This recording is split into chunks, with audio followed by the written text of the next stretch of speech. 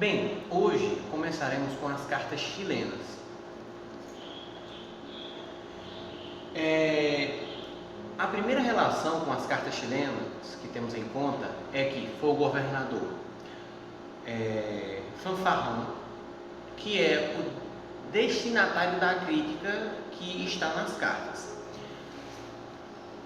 Olha, as cartas chilenas têm o seu personagem principal, que se chama Crítico, que dirige a crítica ao governador. E essa crítica é formada justamente pelas más condutas e as más ações que são feitas. Ao realizar algumas leituras de Bose e de Antônio Cândido, vemos que há uma semelhança, uma verossimilhança na questão da técnica narrativa. Por quê? Ao início ninguém sabia quem foi que tinha feito as cartas chilenas. E foi através de uma crítica, chamada crítica estilística, que descobriram, através da técnica de escrita, que teria sido o próprio Gonzaga o autor da obra. E essa obra tinha um intuito, como falado anteriormente, de realizar uma crítica a esse governador corrupto. Deixando um pouco do assunto principal, e fazendo meio que agora uma crítica comparativa, dentro da própria estrutura épica, sabe-se que tem o quê? Como preceito básico que toda épica tem que ter: o herói épico. Que herói épico é esse que está aqui na obra? A gente não considera ele como um herói épico. Por quê? Para ele ser um herói épico, primeiro que tem que ser uma obra, uma epopeia, né? uma épica, mas não apenas por isso, mas o preceito e a medida que o herói se apresenta no que a gente tem como o epos, né, da épica, é um herói diferente. A gente tem um herói, como o Antônio Cândido fala, o herói cômico. Ele apoia-se na questão cômica, na questão de crítica social, para enfatizar. A própria citação do Antônio Cândido, no século XVII, favoreceu a elaboração de uma forma nova, a que a sátira tradicional se mesclava ao burlesco, à epopeia, gerando o chamado herói cômico. Antônio Cândido, página 147, 1993. Ou seja, ele traz a questão da sátira ao governador corrupto em prol de trazer ele como um herói cômico. E qual era a medida de um herói cômico? Qual era o objetivo do herói cômico? Era a utilização utilitária de corretivo de costumes. Isto é, ele utilizava dessa comicidade, dessa crítica, o elemento fantástico. Ou seja, ele trazia essa questão de crítica para a correção dos maus costumes da sociedade. Agora, por que é que eu trouxe a análise do prólogo e do próprio autor, do próprio livro de Don Quixote, né, de Miguel de Cervantes? O primeiro tópico, antes de eu falar sobre isso, é sobre os próprios autores, o próprio autor. Na época, a carta chilena foi escrita com o intuito de se esconder através dessa face de uma tradução. Como assim, Manuel? No prólogo das cartas chilenas, diz que a carta foi uma tradução. A carta chilena foi encontrada em meio de um monte de documentos, e nesses documentos o crítico fez esse processo da tradução e gostou e trouxe até a literatura brasileira. Só que, claramente, isso foi feito com a ideia de se esconder, de fazer com que o autor fosse oculto e que esse herói cômico não ficasse exposto para possíveis represálias que o governador daqui de Minas Gerais pudesse fazer contra ele. E por que eu trago Dom Quixote? Porque Dom Quixote ele tem uma técnica similar. Dom Quixote ele traz a ideia de que se Hamlet Benegrin ele fizesse a história de Dom Quixote. Isso é, a história de Dom Quixote é verdadeira. Ele tenta nos fazer pensar nisso. Por quê? Primeiro, duas técnicas narrativas. Dom Quixote, ao andar depois de uma briga com os mouros, e não só isso, no decorrer da obra, ele cita Hamlet Benegrin. Como? Primeiro, ele encontra a obra, ele lê a obra e diz que leva para casa para poder ler e diz que aquilo ali foi um processo de tradução de um historiador árabe. Ou seja, para Cervantes nos fazer entender a obra sendo como real, ele traz esse historiador árabe fazendo essa obra e nos fazendo pensar que ela é real, através do processo também da tradução. Assim como o Gonzaga, que através de uma crítica estilística, analisando alguns aspectos da própria escrita, foi atribuída a obra a ele, nos faz pensar. Ou seja, são processos de traduções distintas e com críticas distintas também, porque o Dom Quixote ele faz a crítica aos maus costumes também da sociedade, protegendo aqueles subjugados. Ou seja, também um herói que transcende.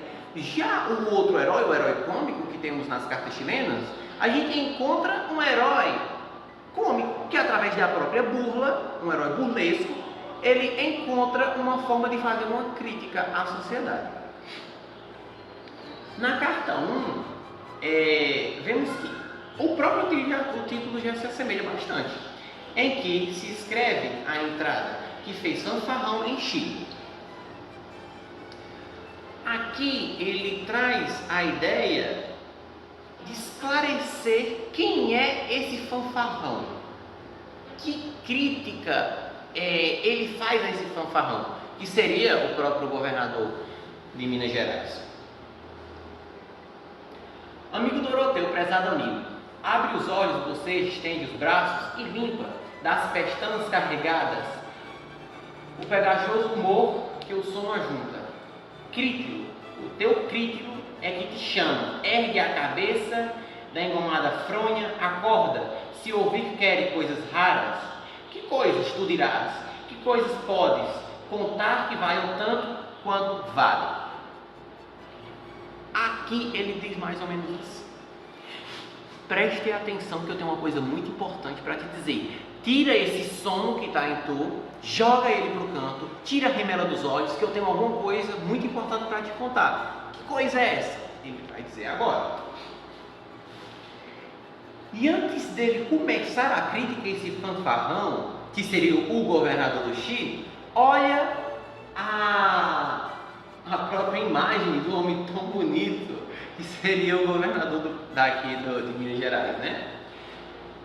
O corpo de estátua um tanto esbelta, olha como é esbelto, feições compridas e olhadura feia, tem grossa sobrancelha, testa curta, nariz direito e grande, fala pouco, em rouco, baixo som de mau falsete.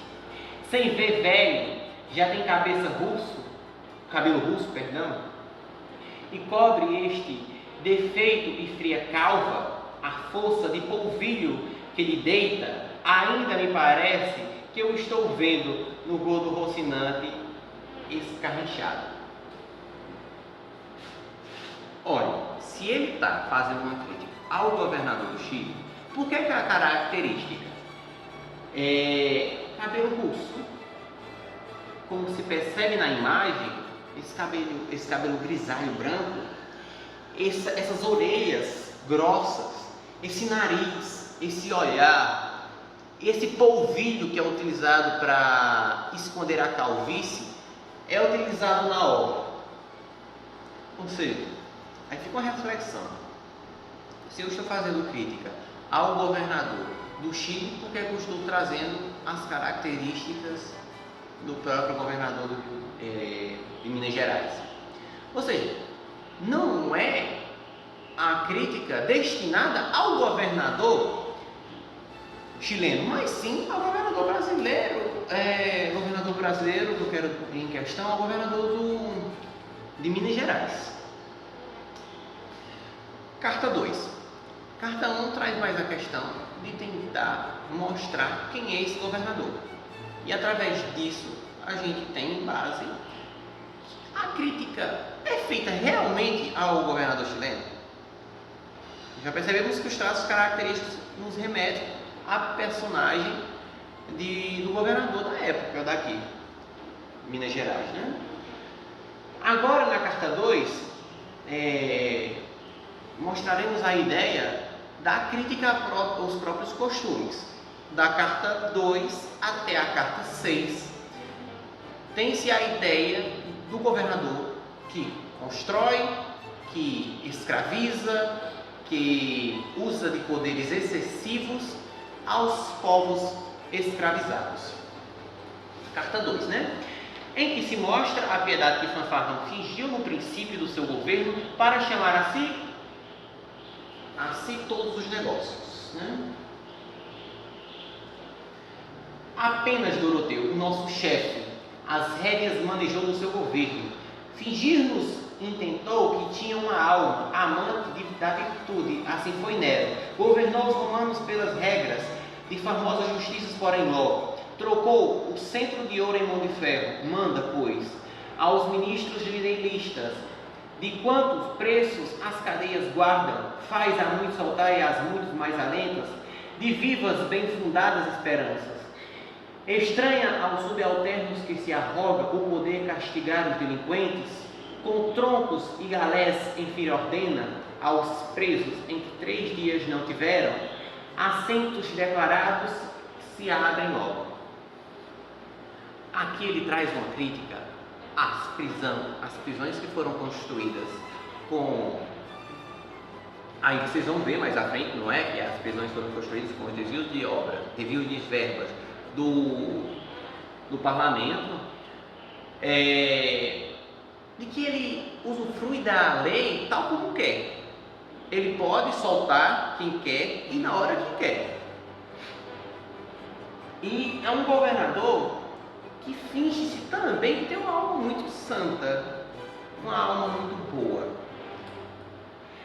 Em nome dele, chefe os seus assentos, aquele Doroteu, que não é santo, mas que finge de santo a outros homens, pratica muito mais do que prática.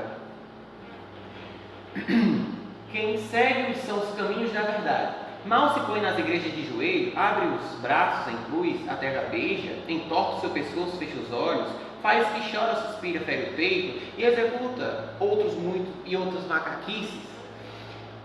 Estando em parte onde o mundo as veja, assim o nosso chefe que procura, mostra-se compassivo, não descansa, com estas poucas obras, passa a dar-nos a sua compaixão maiores provas. Eu quero que a gente se atente a um preceito das cartas chilenas muito importante. Há um governador que é muito cruel e que finge-se de bom. Por que, Ana, você diz isso?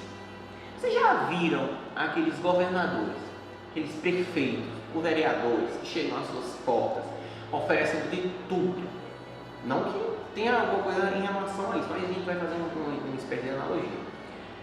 E que você sabe o tanto de coisas maléficas que ele tem feito à sociedade, mas que não perde uma missa.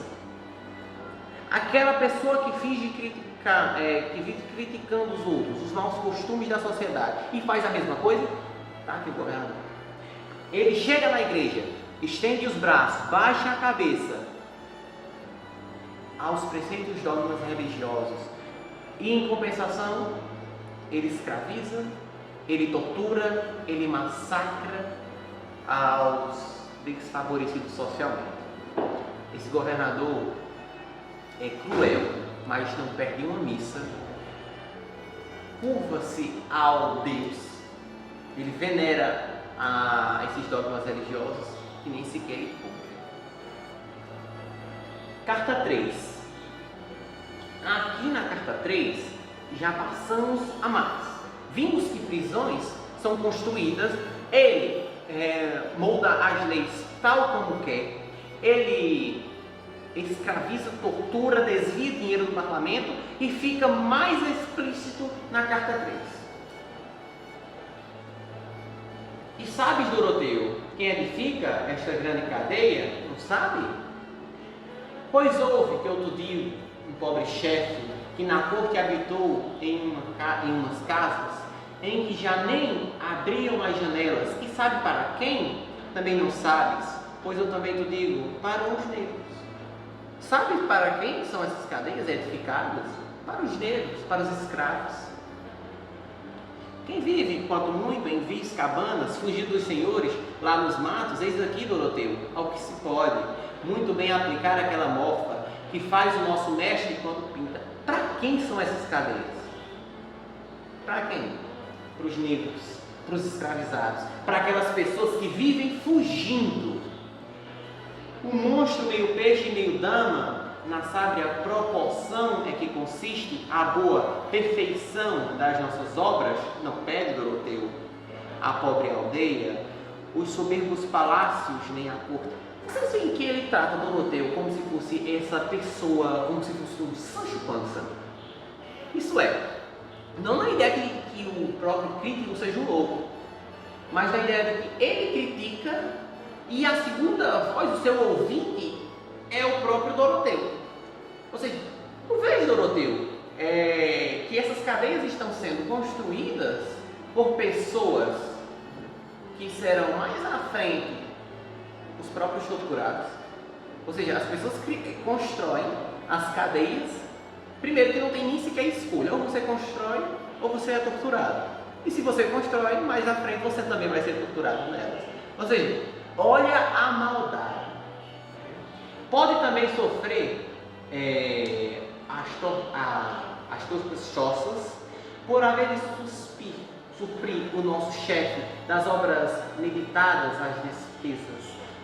Consome do Senado o rendimento e passa a maltratar ao triste povo. Com estas nunca usadas violências, quer cópia de forçados que trabalhem, sem outros algum jornal, mais que o sustento, e manda a um bom cabo o que lhe traga, a quantos quilombotas lhe apanha.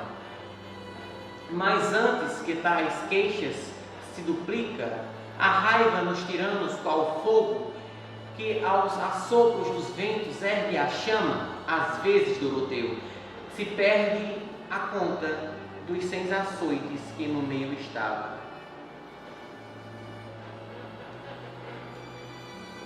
Olha, as cadeias são usadas, são feitas, enormes cadeias que traz essa ênfase, são feitas e construídas por pessoas que são açoitadas.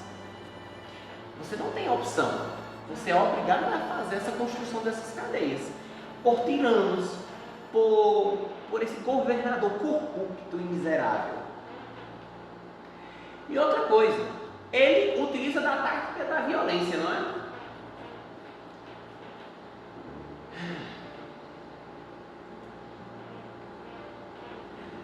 Vimos até agora que ele se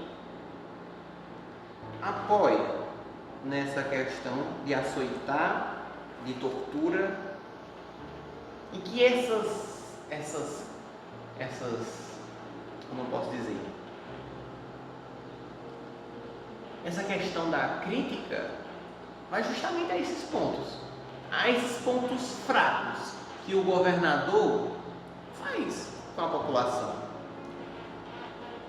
E a carta 4 continua a mesma história desse governador corrupto, desse governador cruel. Esses martírios tristes, esses ferros de gritos e gemidos saturados que faltam melhor os nossos corações de aço e pedra e cal indissolúveis. A púrpura e o ouro, a cruz que lhe cai nos ombros, enquanto os lábios rezam por justiça e as mãos que deveriam socorrê-los, empurram o chicote da malícia.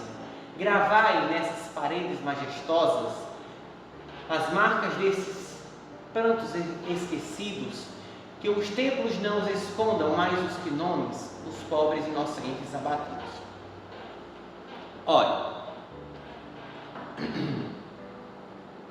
se até agora estamos criticando a questão da tortura, da crítica aos maus costumes que são feitos por parte do governador, aí nos vem à cabeça, quem é que deveria tomar de conta dessas medidas autoritárias e abusivas? A própria igreja, a própria cristandade, que preserva pela justiça, que preserva pela igualdade, é as pessoas que empurram o chicote da malícia. Em vez da igreja ajudar, em vez da igreja intervir, ela agrava a situação, pois é nela que muitas vezes são feitas as questões das injustiças. Ou seja, gente, que mundo é esse? Né?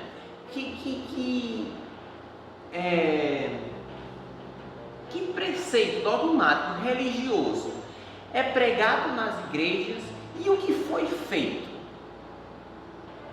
Se ele que deveria proteger, ele está agravando a situação, o que resta aos escravos? A carta 4 e a carta 5 e a 6 é meio que uma continuidade. Olha, aqui tem uma história na carta 5 e 6 que é cruel, muito cruel de verdade. No casamento da infanta de Portugal e do infante do Chile que se casa, esse casamento é feito através das custas do próprio Senado, do dinheiro público, com trabalhos que são feitos de graça, não é pago.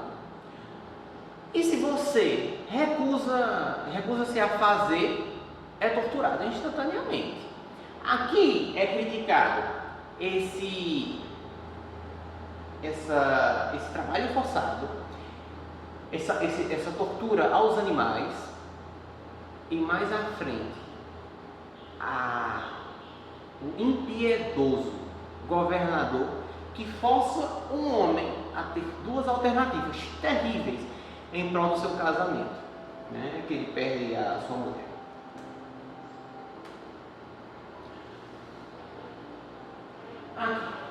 Conquistas do seu dono tão remotas, aqui o povo geme e os seus gemidos não podem, Doroteu, chegar ao trono. E se chegam, sucede quase sempre o mesmo que sucede nas tormentas. Aqui a crítica é: tem alguma crítica a ser feita? Seus gemidos em questão de você ser torturado, aos seus gritos de lástimas, às injustiças, nem sequer chega ao trono.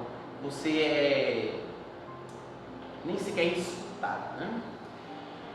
Aonde o leva o barco se ressorga, aonde a grande nau resiste o vento, que peito, Doroteu, que peito pode constante resistir nos seus projetos ouvindo as ameaças do tirano?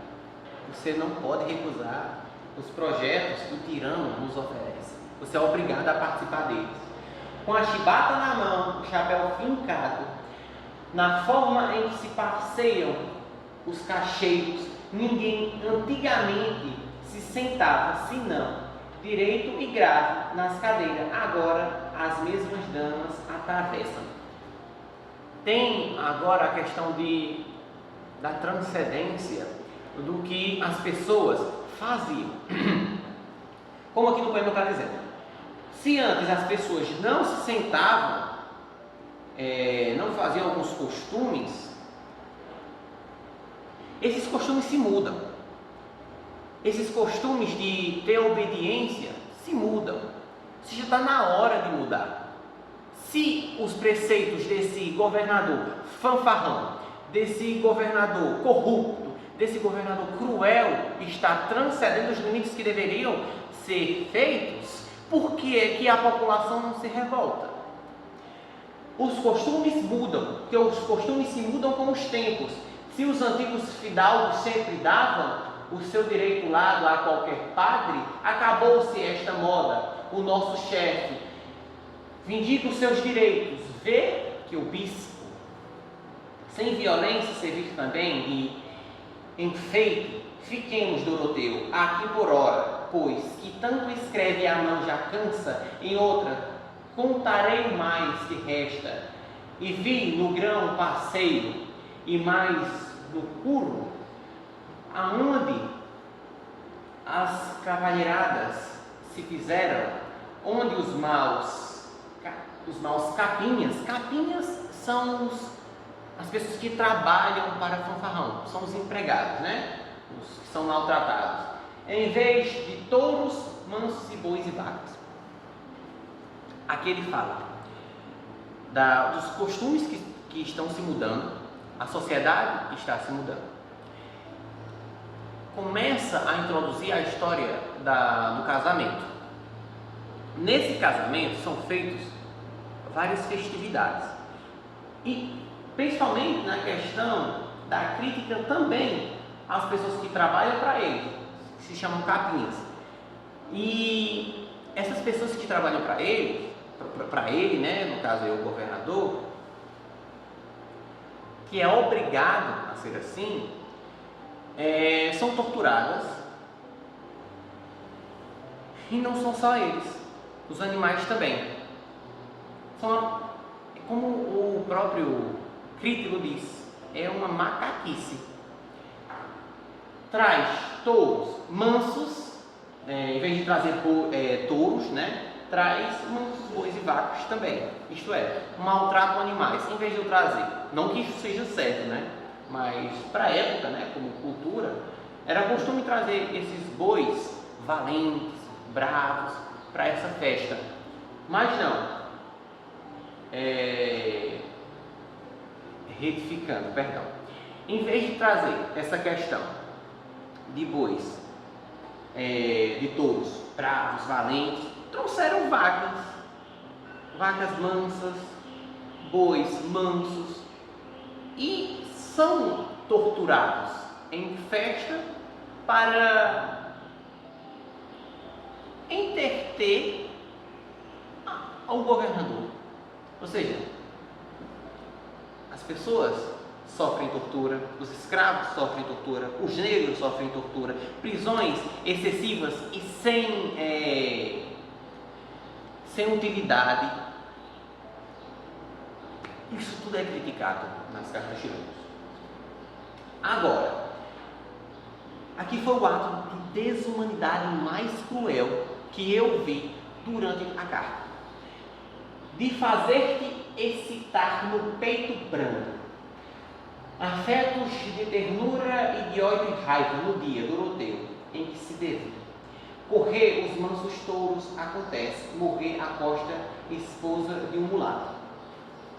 Aqui conta que a esposa de um mulato morreu. E esse mulato, ele tocava. O governador deu duas opções para esse mulato. Que a vida ganha por tocar rabecas. Rabecas é aquele instrumento parecido com o violino. Dá-se parte do caso ao nosso chefe, este prezado amigo, não ordena que outro músico vá em lugar dele, a rabeca tocar no pronto carro. Ordena que ele escolha ou a cadeia ou ir tocar a doce rabequinha, naquela mesma tarde, pela praia. Que é isto, Doroteu? Estás confuso? Duvidas que isto seja ou não verdade? Olha a falta de insensibilidade. Aqui, a esposa desse rabequeiro morre. Como luta, ele não queria tocar a rabeca. O governador dá como justo aquele que prega os preceitos e os dogmas religiosos, dá duas opções. Olha, não vou escrever para você. Você tem duas opções. Você pode ir lá na minha festa tocar sua rabequinha, ou você pode ser preso. Você escolhe. Ou seja, que descarado, que cruel governador, que nem sequer tem empatia pela morte da mulher, do rabequeiro, nem sequer respeita o luto dele. Ao decorrer das cartas chilenas, ele faz crítica a todas as ações do governador, seja aos maus tratos animais, seja aos maus tratos às pessoas em relação aos escravizados, à falta de empatia, ao desvio de verbas e a outros demais aspectos que foram criticados até aqui.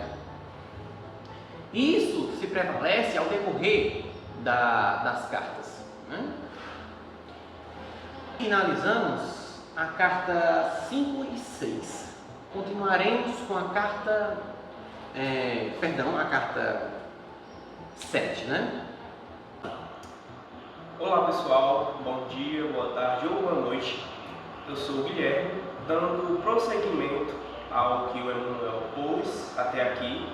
Eu irei apresentar a 7ª carta. Ela não tem um subtítulo e também ela é bem curtinha comparado com as outras cartas.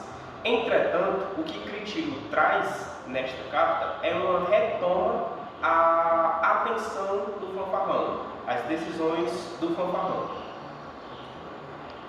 Basicamente, ele expõe que o fanfarrão se mantém com ações corruptas, sempre desprezando os pobres e dando mais atenção aos ricos, porque era como se houvesse uma troca entre o fanfarrão e os ricos, e os pobres sempre eram deixados de lado.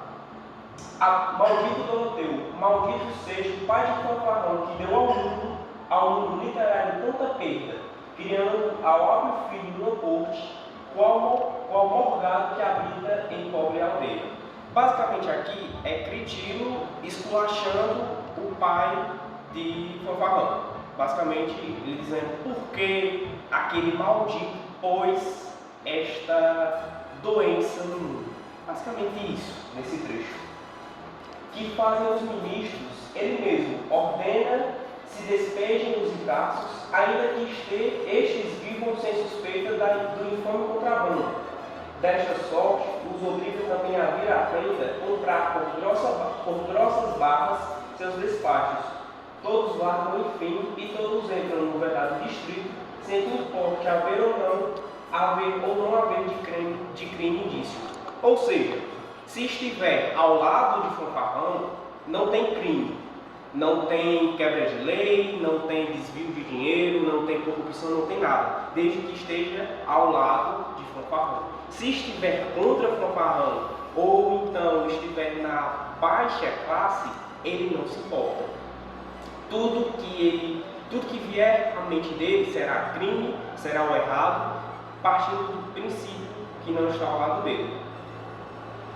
Eu apenas deponho e só te peço que tomes a lição que te apresenta o nosso fanfarrão no seu lar. Não desfaças, amigo, as russas becas. Vai as distribuindo aos teus lacaios, bem como faz o chefe às suas fardas, que enquanto estes as rompem, poupam as librés amarelas asseadas. Ou seja, mantém essa organização corrupta. Não se importa com os pobres, não se importa com os simples. Indigno e bruto chefe, em que direito entendes que se firmam tais processos? Um rei a quem condena o magistrado pode mostrar a injusto da sentença, dando aos testemunhas que juraram, sem haver citação da sua parte, dando aos testemunhas inquiridas por juiz que não pode perguntá-las. E como, louco chefe, e como sabes que a defesa convence, se nem viste os autos em que a culpa está formada? Suponho que juraram novamente aqueles mesmos que as denúncias deram.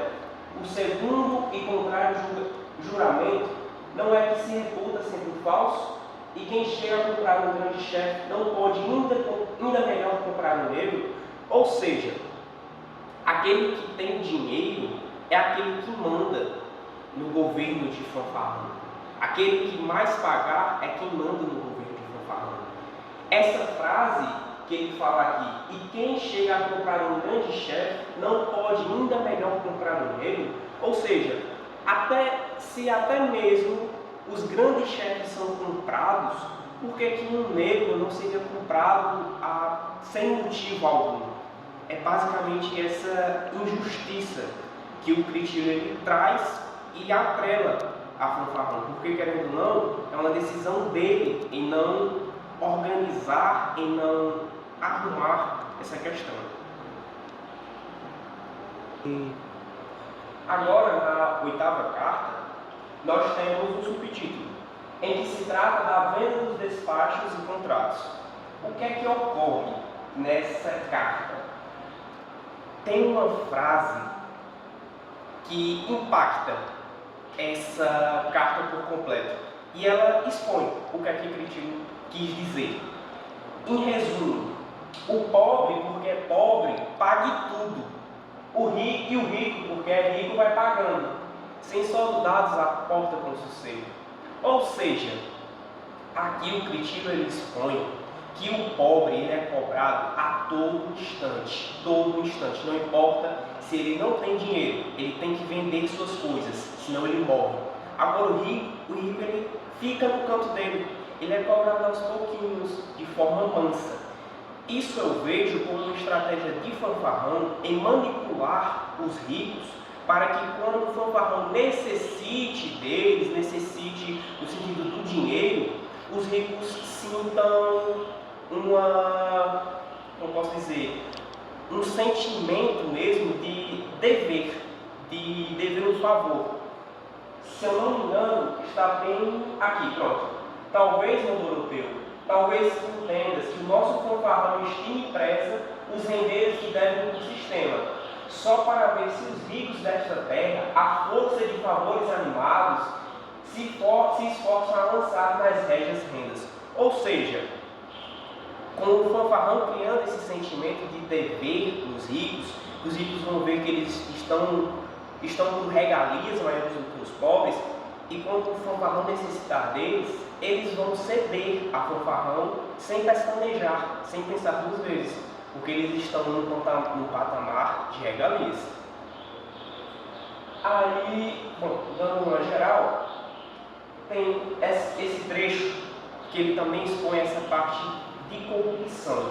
Agora dirás tu, se o patrimônio de Marquésio consiste, como afirmas, em 20.000 cruzados em palavra, como de luvas eu ao chefe os 30. Amigo Doroteu, estou pilhado. Ou seja, para que Marquésio conseguisse haver regalias, ele só tinha 20.000 cruzados. Tinha 20.000 cruzados, como era escrito.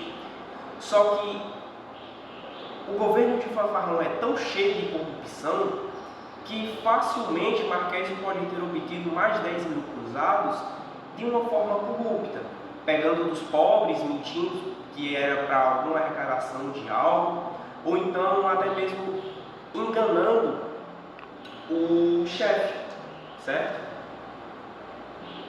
Aqui, por mais que o devedor exclame e grita que os créditos são falsos, ou que foram há muitos anos pagos, o ministro da severa cobrança nada atende, despreza estes embargos, bem que o triste protesto dos provar inutilmente. Ou seja, mesmo que os pobres implorassem e gritassem, dizendo ao fanfarrão que já tinham pagado os impostos cobrados, ele não queria saber, porque como o Emmanuel falou, o fanfarrão fazia tudo aquilo que era de convênio, ou seja, se convém para ele cobrar mais do que o necessário, mais do que já era cobrado, ele iria cobrar, independente se houvesse reclamações, independente se tivesse pessoas implorando, pessoas chorando e afins.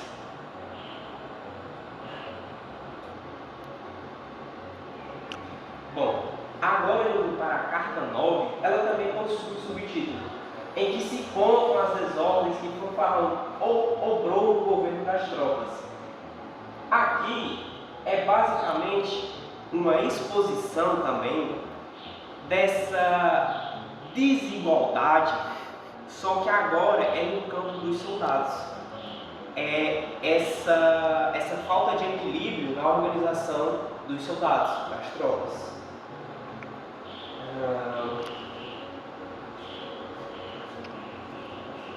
Aqui, pronto.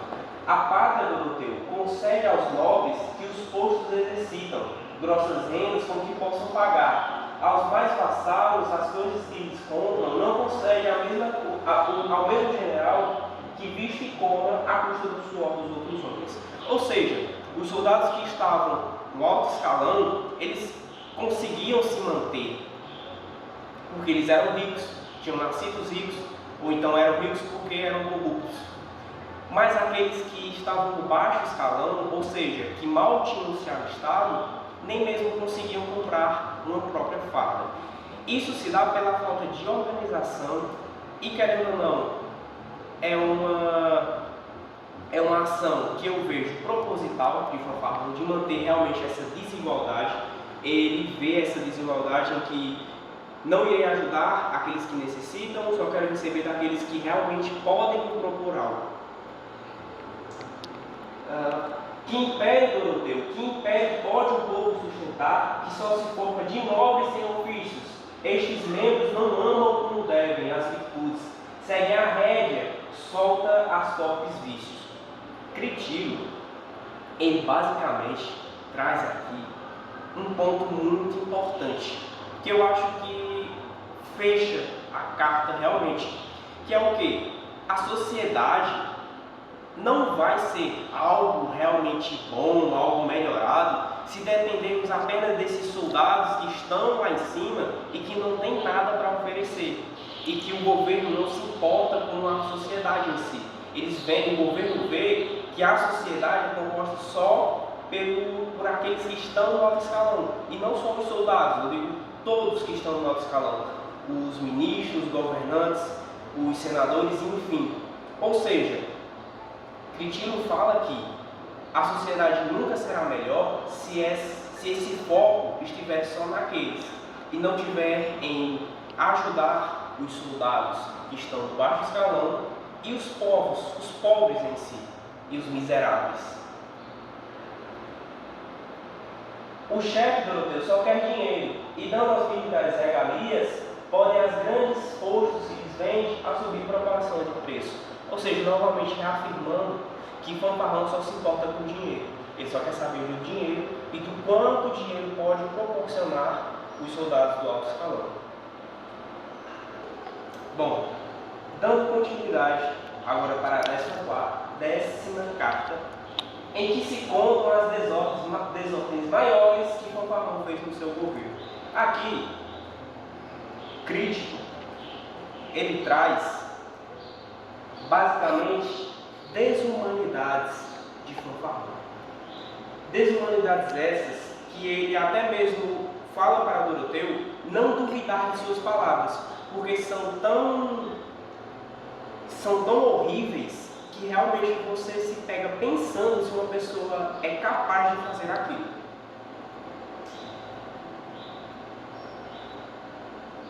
Pronto. Parte logo o soldado e conta ao chefe o sucesso da praça. O bruto monstro, julgando profanado o seu respeito, manda lançar-lhe no pobre licitante um pesado grilhão e manda pô-lo. Ajojados com o despido negro a trabalhar nas obras da cadeia, o preso injuriado desfalece e o chefe desumano desce à rua para que possa de mais perto vê-lo. Sucede ao desmaio o outro desmaio. Aqui é uma situação em que um rapaz ele ficou muito feliz por ter ganhado algo, ter conquistado algo, e ele vai dizer ao seu grande chefe. Só que o seu grande chefe, ele simplesmente não tolera que o rapaz esteja feliz por ter conquistado algo. E o que é que ele faz? Ele manda prender o rapaz ao lado de um negro que estava sendo açoitado e esse rapaz, ele é açoitado da mesma forma. Até que chega um ponto que este rapaz, ele desmaia. E vocês pensam que ele para de ser açoitado? Ele continua sendo açoitado enquanto estava desmaiado. E o grande chefe assiste tudo aquilo como se fosse um grande espetáculo. Critino, ele até mesmo fala que no lugar de açoites, se no lugar de açoites fossem coices e cavalo, os coices seriam menos piores do que os açoites, por ter essa questão de que nem mesmo desmaiado o rapaz teve paz, vamos colocar assim entre aspas. Uma questão também que o fanfarrão fazia é que ele tinha sim seus favoritos ali na sua área do alto escalão. Entretanto, ele não queria bancar essas pessoas, mesmo que fossem favoritas. E o que é que ele fazia? Ele mandava essas pessoas irem arrecadar dinheiro ou irem conseguir dinheiro através de teatros de comédia. E aí esses dinheiros iam para mulatas e prostitutas. Além disso, temos vamos dizer assim, o serviçal de fanfarrão, que ele sai de porta em porta, até dos pobres, principalmente dos pobres, arrecadando dinheiro, utilizando a religião como um meio para haver esse dinheiro. Entretanto, esse dinheiro não era para algo religioso ou algo assim. Esse dinheiro era diretamente para as farras que fanfarrão fazia, as orgias e as prostitutas. E aí esse serviçal, ele foi promovido. Entretanto, ele não foi promovido porque merecia, porque tinha qualidades boas, enfim. Ele foi promovido porque acatava aos pedidos corruptos e não se importava em sujar as mãos ao cometer essas ações corruptas pelo fanfarrão. Só um adendo para concluir a 10ª carta é que Cristo, ele diz, na verdade ele pede a Deus que puna aqueles que derramam sangue por puro capricho. Então é realmente, querendo ou não, mantém esse teor de revolta no Cristo. Agora, partindo para a 11ª carta, aqui tem em que se conta as granjeirices de fanfarrão. Essa carta ela é muito, assim, ela tem pontos muito, vamos dizer assim, pesados, mas, querendo ou não, o crítico ele se prende a uma questão específica, que é o quê? Aqui de tudo se murmura, só se livra da língua venenosa o que contrata os bens de despachos e quem se alegra ao ver que a sua moça ajunta prende um par de oitavas. Os membros do Congresso são prudentes e não querem que alguns dos companheiros tomem esta conversa em ar de chá. Basicamente, ele relembra uma casa em que se juntavam governantes, senadores, ricos e corruptos, o fanfarrão, para fazer festas. E o que é que tinha nestas festas? Tinham fofocas, ou seja, essas pessoas falavam mal dos pobres, dos simples, dos miseráveis. Tinha traição e tinha prostitutas. Aí, o que é que ocorria? Basicamente, o crítico ele dizia que tudo estava em silêncio, menos naquela casa em específico nestes dias de festas. E aí ele conclui dizendo sobre estas casas que, ao amanhecer, as mulheres saíam de fininho pela porta da frente para que não fossem vistas, porque o tempo delas era contado. Por isto, às vezes, nascem os mochilas, com brios de fidalgos, outras vezes os nobres com espíritos humildes, só dignos de animarem vis lacaios.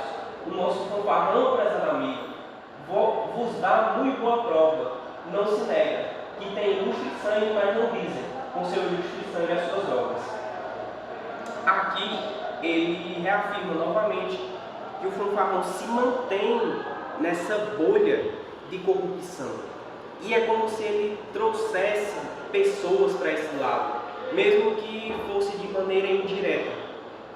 Agora em que irás, prezado amigo, se este sábio bispo, aquele mesmo que o bruto fanfarrão em certo dia meteu na sua sede ao lado esquerdo, é este sim, Senhor, o mesmo bispo, a quem o nosso chefe desamado, enquanto governou a nossa Chile, já dentro do palácio, já na rua, tratou como quem trata um vil podendo.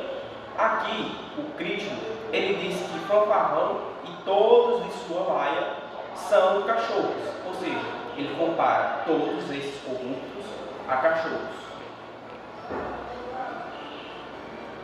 Bom, agora com a carta 12, ela também não tem subtítulo. Entretanto, descreve o nepotismo do governo. Essa em questão, ela traz consigo como se fosse uma continuação da décima carta. Você tem falcatruas das pessoas, tanto do alto escalão quanto do fanfarrão. Aí, o que é que acontece? O crítico, ele fala bem aqui.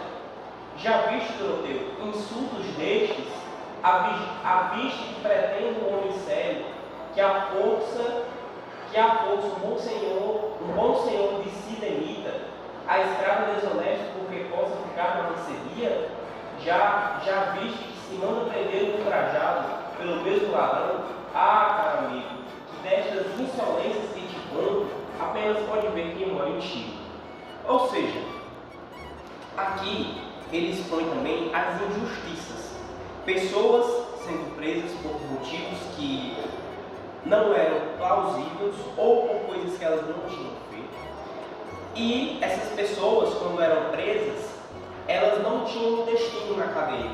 E aí, quando faltava recurso para essas pessoas, elas eram mandadas para a rua. E aí se mantinha esse ciclo de pessoas sendo presas, não tendo destino, e sendo mandadas para a rua novamente. Ou seja, com isso, o fanfarrão, ele não fazia nada com nada. Ele só aumentava a pobreza, aumentava a violência e aumentava essa má gestão.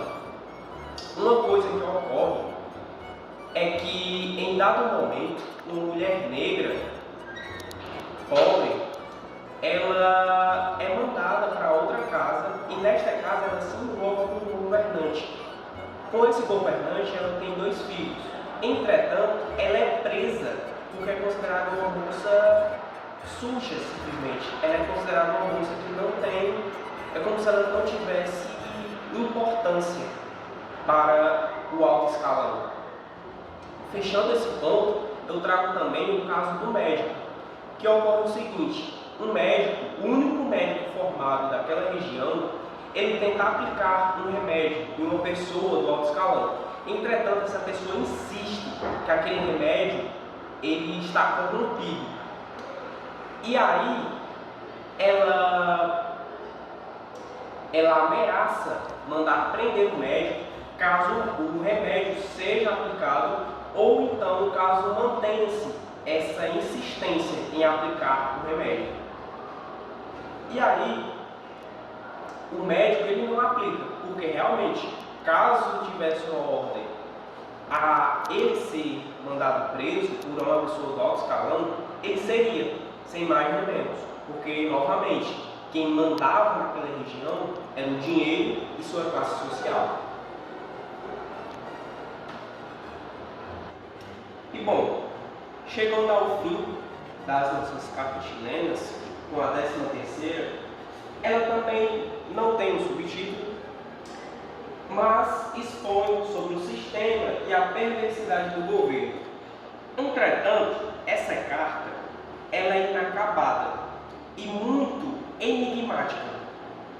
Contudo, dá para se compreender o que é que o crítico ele queria repassar com esses enigmas, essas comparações, essas metáforas que ele faz durante a carta. Também sabemos que este sábio, para ter mais conceitos entre o seu povo, fingiu que a ninfa Egéia, sendo noite, vinha falar com ele, e que benigna a forma do governo que lhe inspirava.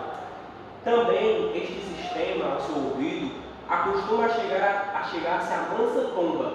A nação ignorante se convence de que este seu profeta conhecia os segredos do céu por este meio. Não há, meu Doroteu, não há um chefe, bem que perverso seja, que não finja pela religião no justo zelo, e quando não o faça por virtude, sempre ao menos o mostre por seu sistema. Aqui ele basicamente diz que o fanfarrão utiliza a religião para convencer tanto as pessoas do alto escalão quanto as pessoas do baixo escalão, principalmente as pessoas do baixo escalão, porque se elas não tinham dinheiro, viviam na pobreza, viviam na miséria, só restava a fé. E ele utilizava dessa fé, da religiosidade das pessoas, para conseguir o que queria, para manter esse reinado de corrupção que só fazia o que convia, o que era de convênio a ele. E com isso, chegamos ao fim das Cartas chilenas. É uma obra satírica, é uma obra que ataca diretamente e indiretamente e que vale muito a pena a leitura. Espero que vocês tenham gostado e é isto.